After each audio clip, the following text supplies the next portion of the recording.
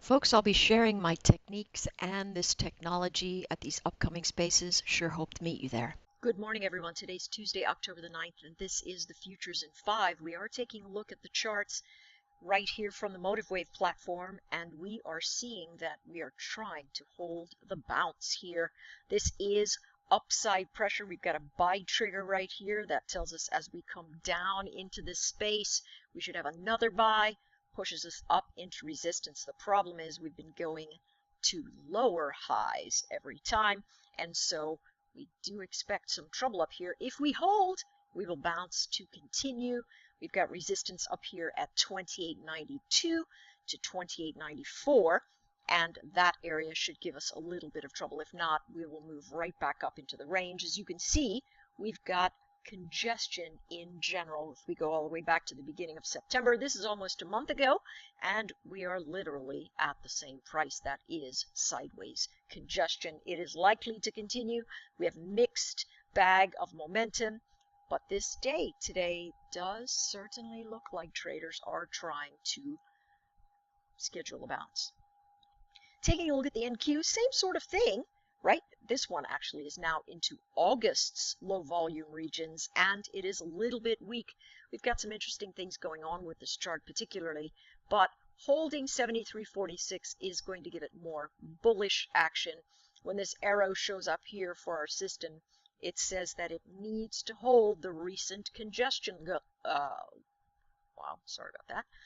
recent congestion supports, and that is around 73.30.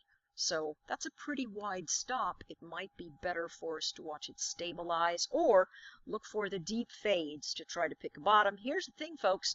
If we can't hold this 73.30 with this momentum, we are going to head lower, and there are a lot of low volume pockets in the NQ because this moved so very rapidly. So be careful. We can see front line, old support, new resistance occurring between 74.10 and 74.30. Taking a look at the YM, we've got another bounce off congestion. The same sort of thing, same trigger actions telling us that these pullbacks into congestion zones should provide support regions. So this is a long bounce. Whether it moves out of this congestion area remains to be seen. You need to start taking some profit if it doesn't get past 26,465. If it does, you're in fairly good shape. More upside pressure, going to look very good. Look at what happened yesterday. It came right into old resistance and a prior operation short, and that turned into support, giving us the move to resistance ahead, and that takes us to our front line in the sand. So we'd need to really get up over this 26,516, 26,520 in order to recover, but as I mentioned, these charts are looking like traders want to buy them. Oil was doing very nicely on a fade to the south, and then of course we've got Hurricane Michael giving it all kinds of higher press to the upside. Hedge funds are taking profits, but our old resistance is still showing up as new higher support. And in fact, this old resistance has been breached by a new level of high support, a new higher support in the space, and that is around 73.30. So what we are looking at is this motion here. This trigger point is a sell zone at the first pass, but if it continues to hold, there are going to be buyers that keep us above the 74.30. That being said, this is clearly a resistance zone here, clearly a shorting pattern for us to have a look at.